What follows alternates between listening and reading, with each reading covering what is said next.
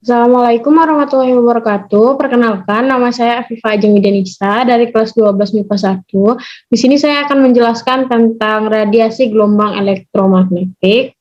Gelombang elektromagnetik merupakan gelombang yang tidak membutuhkan medium dalam perambatannya. Energi elektromagnetik merambat dalam gelombang melalui beberapa karakter seperti panjang gelombang, amplitudo, frekuensi, dan kecepatan. Energi elektromagnetik dipancarkan atau dilepaskan pada level yang berbeda. Semakin tinggi level energi dalam suatu sumber energi, maka semakin rendah panjang gelombang dari energi yang dihasilkan. Akan tetapi, semakin tinggi frekuensinya. Radiasi elektromagnetik adalah kombinasi medan listrik dan medan magnet yang berosilasi dan merambat melewati ruang dan membawa energi dari suatu tempat ke tempat yang lain.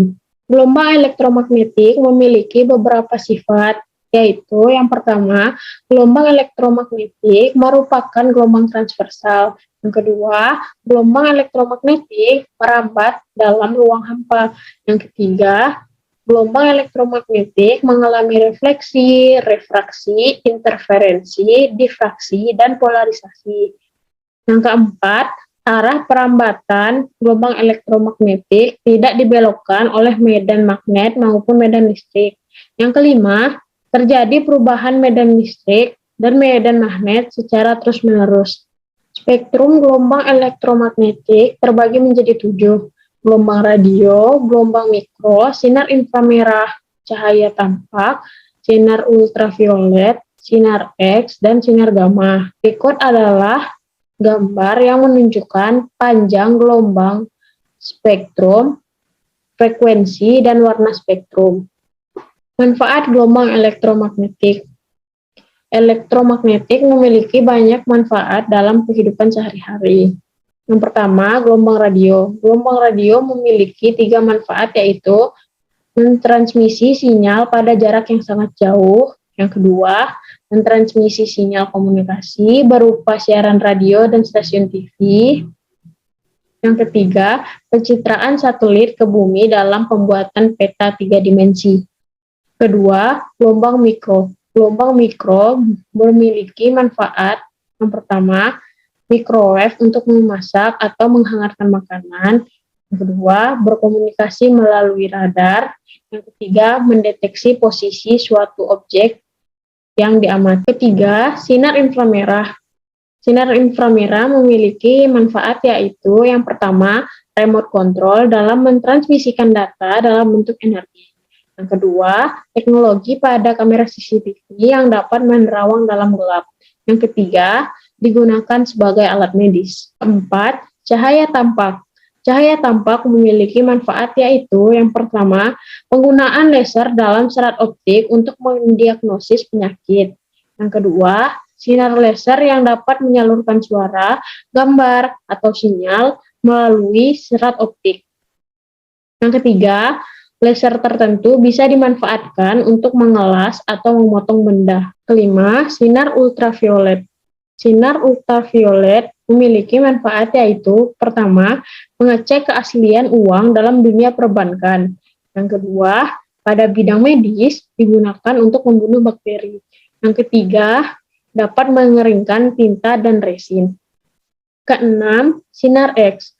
Sinar X memiliki manfaat, yaitu yang pertama, mendapat pencitraan organ dalam tubuh dan tulang atau disebut ronsen. Yang kedua, mengecek kecacatan atau mengecek kualitas produk. Yang ketiga, mengecek kualitas dari batu permata atau kristal.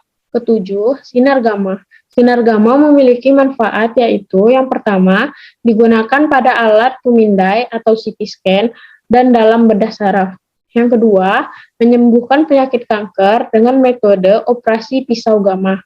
Yang ketiga, digunakan untuk membunuh bakteri dan virus. Selanjutnya adalah dampak gelombang elektromagnetik dalam kehidupan sehari-hari. Pertama, gelombang radio. Gelombang radio dapat memberi dampak berupa yang pertama, dapat menurunkan kekebalan tubuh penggunanya. Yang kedua, menyebabkan nyeri di sekitar kepala, telinga, tenggorokan, serta bagian tubuh lainnya yang sering terpapar. Yang ketiga, menyebabkan alergi akut. Dua, gelombang mikro. Gelombang mikro dapat memberi dampak yaitu yang pertama, menimbulkan efek stres pada kimia saraf otak. Yang kedua, menyebabkan nyeri di bagian kepala, telinga, dan tenggorokan. Yang ketiga, mengakibatkan kanker kulit dan gangguan penglihatan. Ketiga, sinar inframerah. Sinar inframerah dapat memberi dampak yaitu yang pertama, dapat menembus jaringan kulit terdalam sehingga merusak kolagen di bawah kulit. Yang kedua, memicu penurunan ketajaman penglihatan.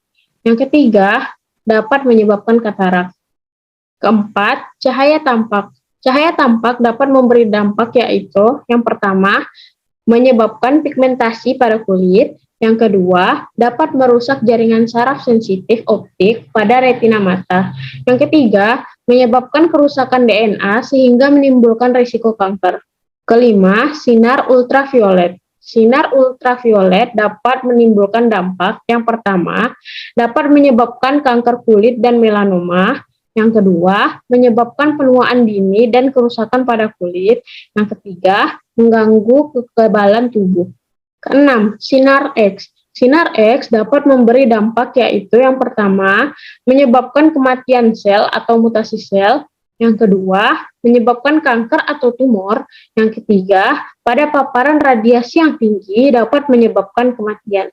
Ketujuh, sinar gamma. Sinar gamma dapat memberi dampak yaitu yang pertama, menyebabkan mutasi genetik sehingga mempengaruhi generasi yang akan lahir. Yang kedua, menyebabkan kanker kulit, darah, dan tulang. Yang ketiga, menurunkan daya tahan tubuh. Sekian yang dapat saya sampaikan, kurang lebihnya mohon maaf. Wabillahi taufiq wal hidayah. Wassalamualaikum warahmatullahi wabarakatuh.